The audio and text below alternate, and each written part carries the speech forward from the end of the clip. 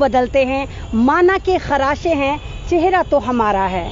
आप देखिए कि जिस तरह एक चुने हुए सांसद के ऊपर एक तरह का कहिए कि प्रहार करा जाता है, गालियों की बौछार करी जाती है। चलिए, अगर दानिश अली को गालियां देनी थी, आप पर्सनली उनको गाली दे सकते थे, लेकिन जो गालियां दी गई वो तमाम मुस्लिम समाज को दी गई।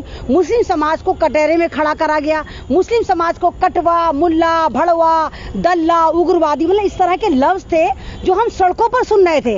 और वो मोदी जी का जो ख्वाबों का महल था, जिसको हम कह सकते हैं कि संविधान का मंदिर था।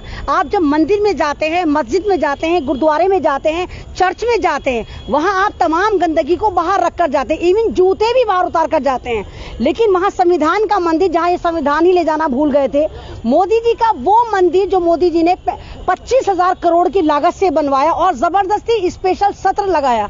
लोग समझ नहीं पा रहे थे कि आया ये जो स्पेशल सत्र है ये क्यों बुलाया गया, लेकिन अब बिल्कुल साफ हो गया है। ये स्पेशल सत्र इसलिए बुलाया गया था कि सन 2024 में इनको दिखाना था कि देखो हम मुसलमानों को किस तरह मार रहे हैं, चुन चुन कर चिन्हित कर रहे हैं। अब देखो हम पार्लियामेंट में भी एक चुना हुआ सांसद जो लुच्चा लफंगा, मैं उसका नाम नहीं लूंगी, मैंने तो उसका नाम पद्दू सिंह पदौड़ी रख दिया है, वो मुंह से बकवास करता है और जिस तरह दानिश अली को गाली देता है और पीछे बैठे हुए जमूरे हा हा ही हु कर रहे होते हैं, वो कोई नॉर्मल लोग नहीं थे। एक सांसद तो वो थे जो कभी आप ये देखिए स्वास्थ्य मंत्री रहे, एक कानून मंत्री थे, यानी कानून भी हंस रहा था, स्वास्थ्य मंत्री भी हंस रहा था, और वो जो आदमी था वो आराम से गाली गलौज कर रहा था। हमारे स्पीकर साहब जो इस बात पर मतलब हर बात पर चुल करते हैं, हर बात पर डांटते हैं, वो भी आराम से सुनते रहे। उन्होंने उस पद्दू सिंह पदौड़ी को नहीं कहा कि ओ आदमी, ओ गंदगी, ओ सीवर की पैदाइश, तू बोल किसके बारे में रहा है।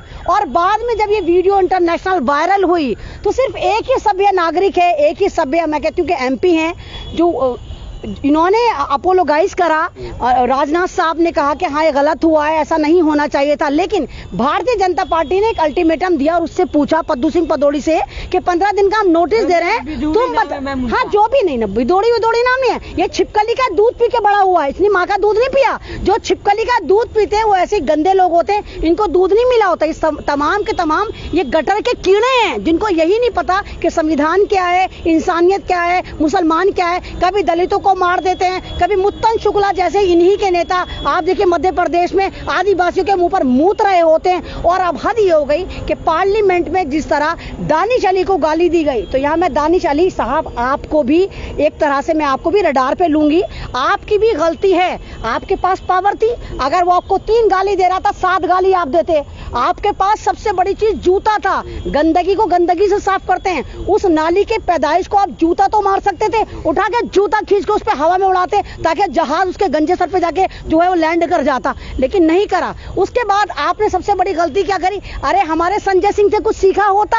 हमारे संजय सिंह जो आम आदमी पार्टी के सांसद हैं, वो हर बार देखिए कुछ ना कुछ ऐसा बोल देते हैं कि उनको संसद से बाहर निकाल दिया जाता है, लेकिन वो संसद के बाहर खड़े हो जाते हैं। और मैंने देखा कि मेरा ओखला, मेरा जामिया इस्लामिया, जहां पर कुंवर दानिश साहब के दहेज में मिले हुए 700-800 लोग हैं, जिससे पूछो दानिश साहब हमारे रिश्तेदार हैं, हमारे भाई हैं, हमारे बहनोई हैं, हमारे भतीजे, तो वो दहेज में मिले हुए लोग ट्रकों में भर के क्यों नहीं गए? संसद का घिराव करते, वहां पर सवाल करते, संसद से निकलना ही नहीं चाहिए था, वहीं बैठ जाना चाहिए था दानिश साहब आपको।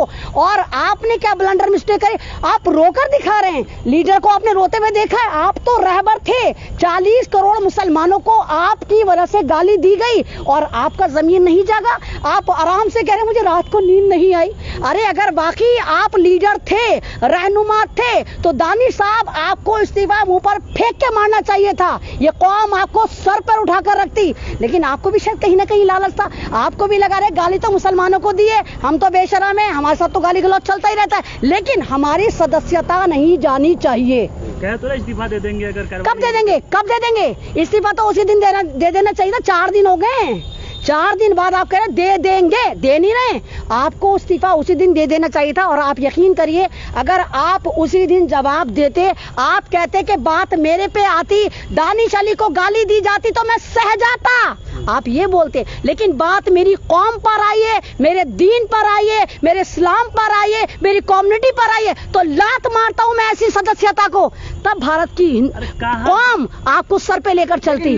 तमाम लोग जो असुद्दीन वैसी और शहाबुद्दीन को याद कर रहे हैं, क्यों ऐसे लोगों का सदन में होना बहुत जरूरी है? नहीं, बिल्कुल होना जरूरी है। हाँ। और बहुत सही कहा असदुद्दीन ओवैसी साहब ने, एक ट्वीट करा, बिल्कुल सही कहा। हमें मालूम है जिस पार्टी में बलात्कारियों को संस्कारी बना दिया जाता है, हमें मालूम है कि बड़े बड़े कांड करने के बाद गोली मारो सालों को, उनको उन्नति दे दी जाती है। तो 101% इस आदमी पद्दू सिंह पदौड़ी को भी या तो डिप्टी सीएम बना दिया जाएगा या दिल्ली का प्रदेश अध्यक्ष बना दिया जाएगा, क्योंकि इनके लिए तो ये आम बात है। मुझे तो लग ही रहा है, मैं बार बार कह रही हूँ कि ये स्पेशल सत्र इसीलिए सजाया गया था, बाकायदा लिख कर दिया गया था कि आखिरी दिन आखिरी मिनटों में तुम्हें मुसलमानों को गाली देनी है ताकि हम एक टेरर की राजनीति करें। और आप देखिए ट्विटर पर ट्रेंड हो रहा है हमारा नेता पद्दू सिंह पदौड़ी, क्योंकि इनको पता है गंदे लोग हैं, ये गालियां देते हैं, लोगों को मारते हैं, लोगों की इज्जतें लूटते हैं, तो ये हीरो कहलाते हैं।